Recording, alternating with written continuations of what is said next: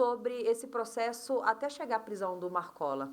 Quanto tempo levou? Como controlar a ansiedade de já ter todos os vestígios, de já ter prova, saber onde anda, mas não é o momento, a hora não é agora. Liberar a escuta telefônica, né? Tudo isso era uma função, na verdade, desse departamento de inquérito policial e polícia judiciária.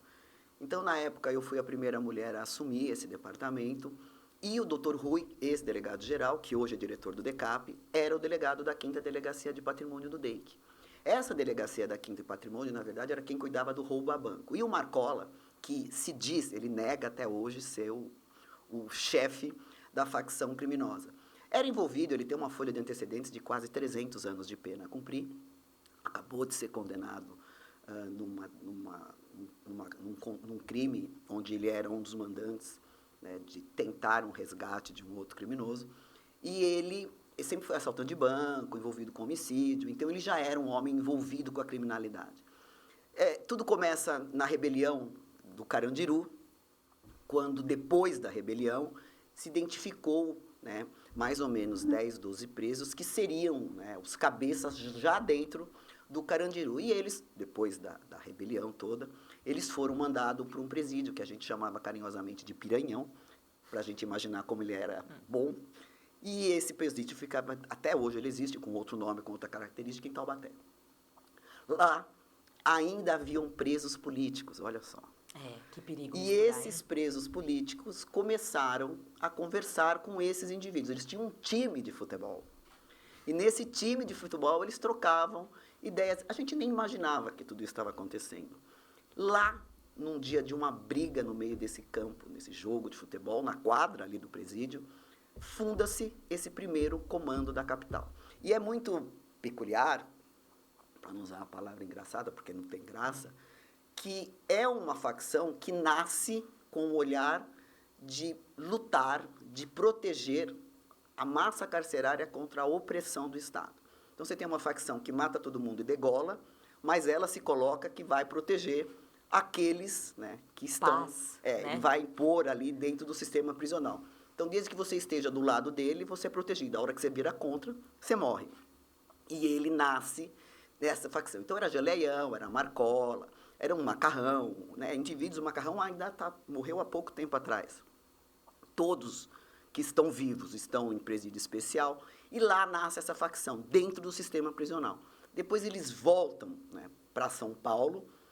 Naquela época, a gente tinha 10 mil presos em distritos policiais. Era uma coisa, São Paulo sempre foi desafiador. Então, eu ia numa rebelião de manhã, ia outra à tarde, porque eu tinha um espaço físico para 30 pessoas e dentro tinha 300. Nossa. Eu lembro de chegar em carceragem assim, olhar, depois de uma rebelião, parecia um mar de gente. Não tinha lugar para você colocar o pé de tanta gente que tinha. Então, era um ambiente propício para eles levantarem essa bandeira de que estavam a favor dos presos. Só que isso começa a tomar uma proporção, né?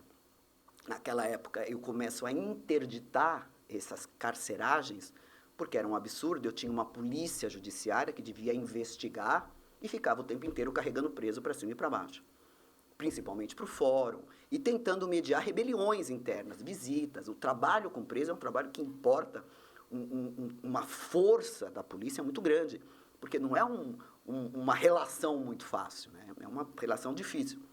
Então, ao invés da polícia ir investigar, São Paulo com 46 milhões de habitantes, hoje, para a gente ter uma ideia, o DIPOL, que é o Departamento de Inteligência, a gente recebe na delegacia eletrônica mais de 1 milhão de boletins de ocorrência por mês. Nossa.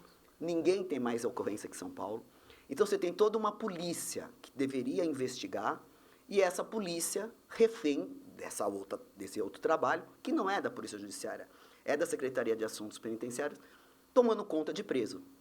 Aí eu começo a interditar essas carceragens, e, ao mesmo tempo, o Nagashi Furukawa, que era um juiz aposentado, o secretário, começa a construir os presídios no interior. E aí a gente começa, eu interdito, e esses presos começam a ir para o interior. Foi aí que o PCC sai da carceragem e começa a tomar conta de todo o interior de São Paulo. Hoje a gente tem uma ideia, mais ou menos, que existem faccionados, batizados, né, mais ou menos 33 mil presos. Caramba. Mas a gente imagina de integrantes, né? Mais de 100 mil. É porque os batizados são diferentes, né, doutor? São. Os batizados são aqueles que têm que... Hoje a coisa está um pouco mais moderna, porque antes batizava de sangue. Sim. Você trocava uma coisa meio máfia, tanto que eles se chamam de irmãos. Hoje basta uma ligação pela internet e dizer que você é faccionado, que já está tudo resolvido. Faz um FaceTime. As coisas são mais tecnológicas. Mas na época tinha batismo de sangue, você não conseguia sair da facção. E isso acabou tomando conta do Estado. Então, para a gente ter uma ideia, eu tenho hoje, na grade de São Paulo, mais ou menos 200 mil presos em regime fechado. Se 100 mil pertencem ao PCC, eu tenho a metade do sistema prisional. Mas a gente tem um estudo, e o Gaquia também, que é um promotor que trabalha tanto quanto eu nesse tema, que a gente tem 178 presídios no estado inteiro. 156 pertencem ao PCC.